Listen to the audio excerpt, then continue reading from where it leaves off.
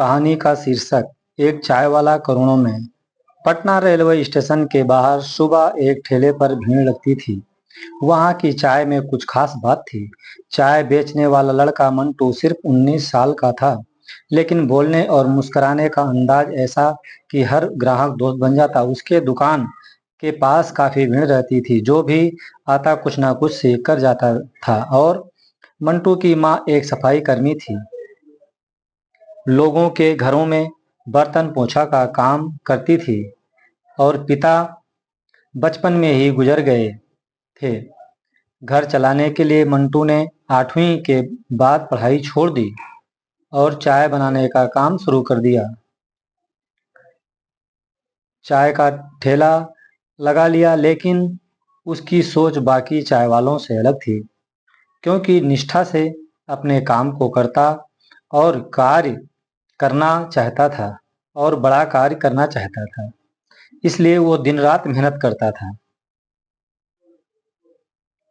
वो चाय के साथ किताबें भी अपनी दुकान में रखता था, क्योंकि दुकान में किताब रखने से लोग वहां आते थे और कुछ ना कुछ पढ़ते थे। वो किताबों में इंग्लिश, हिंदी सबकी किताबें और अखबार और कुछ मोटिवेशनल किताबें भी रखता था। उसने अपने ठेले का नाम चाय और ज्ञान रखा था, क्योंकि जो भी आता कुछ ना कुछ जरूर सीखता। वो जो अपने पास अच्छी अच्छी पुस्तक रखी थी, जो भी चाय पीता मंटू मुस्कुराकर कहता, सर आज एक पेज जरूर पढ़ लीजिए।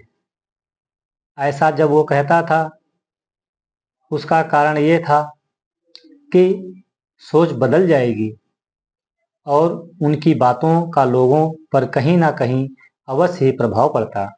धीरे धीरे उसकी बातों और कामों ने लोगों का ध्यान खींचा। एक दिन प्रसिद्ध यूट्यूबर उसके पास आया, वीडियो बनाया और इंटरनेट पर डाल दिया। जब यूट्यूब पर वीडियो डाला, वो वीडियो वायरल हो गया। अगले ही महीने मंटू को दिल्ली से इनवाइट मिला, क्योंकि अब उसका नसीब चमकने वाला था।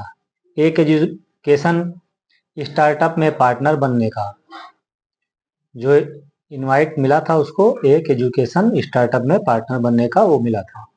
उन्होंने उसको कहा, तुम्हारी सोच अनोखी है, हम तुम्हारे साथ चाय और ज्ञान को पूरे देश में फैलाना चाहते हैं। मंटू को पहली बार ट्रेन से दिल्ली जाना पड़ा। नई दुनिया, नए लोग, लेकिन मंटू वही था, मिट्टी से जुड़ा, सच्चा। कुछ ही महीनों में चाय और ज्ञान एक ब्रांड बन गया। मेट्रो शहरों में दुकानें खुलने लगी, उसकी चाय की दुकानें खुलने लगी। जहां हर कप चाय के साथ एक मुफ्त आगे देखिए, जहां हर कप चाय के साथ एक मुफ्त किताब का पेज मिलता था। मीडिया में छपा। अब इसका प्रचार प्रसार तेजी से बढ़ने लगा। एक चाय वाला जिसने पढ़ने की आदत को फिर से जिंदा किया। और अब मंटू महीने में लाखों कमा रहा था। लेकिन उसने अपने गांव में एक लाइब्रेरी भी खोली। वो लाइब्रेरी इसलिए खोली थी कि जहां गरीब बच्चे आकर पढ़ सकें।